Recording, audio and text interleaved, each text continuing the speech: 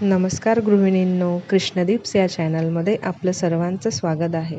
तर आज आपण बनवणार आहोत उपवासाचे डोसे, ते पण अगदी वेळेवर तयार होणारे. तर सर्वप्रथम एक वाटी वरई आपण भिजत घातलेली आहे. 15 मिनटं आपल्याला ती भिजत ठेवायची आहे. त्यानंतर त्यावरचे पाणी काढून आपल्याला ती मिक्सरच्या भांड्यामध्ये काढून घ्यायची आहे.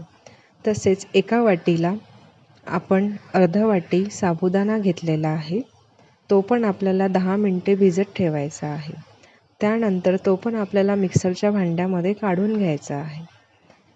आणि तसेच मी साधारणतः 2 असे बटाटे घेतलेले आहे आणि त्याचे आपण काप करून ते स्वच्छ धुवून आपल्याला ते पण त्या मिक्सरच्या भांड्यामध्ये आपल्याला टाकायचे आहे. अशा प्रकारे आपल्याला हे सर्व मिश्रण मिक्सरच्या साहाय्याने छान असं बारीक करून घ्यायचं आहे.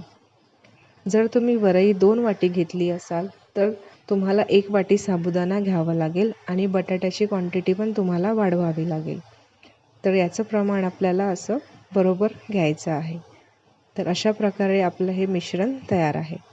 मिश्रण जर जास्त पातळ झालं तर त्यामध्ये आपल्याला थोडी भगर परत बारीक करून घ्यायची आहे.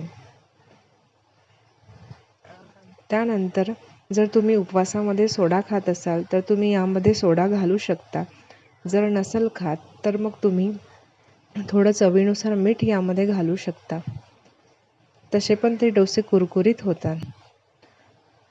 त्यानंतर आपल्याला तवा गरम करायला ठेवायचा आहे आणि हे बॅटर आपल्याला छान असं फेटून घ्यायचं आहे. तुम्ही यामध्ये हिरव्या मिरचीचा पेस्ट किंवा जिरंसुद्धा घालू शकता. पण मी इथे प्लेन बॅटर घेतलेलं आहे आणि ते छान असं फिरवून घेतलेलं आहे. त्यानंतर आपल्याला तवा गरम करून घ्यायचा आहे. त्यावरती थोडं मिठाचं पाणी आपल्याला घालायचं आहे आणि नंतर हे सारण आपल्याला टाकायचे आहे. बघू शकता अशा प्रकारे आपला डोसा तयार आहे.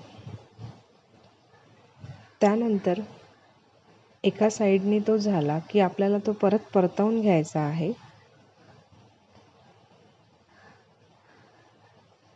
आणि त्याला छान असा सोनेरी कलर येऊ द्यायचा आहे, म्हणजे तो कुरकुरीत होतो.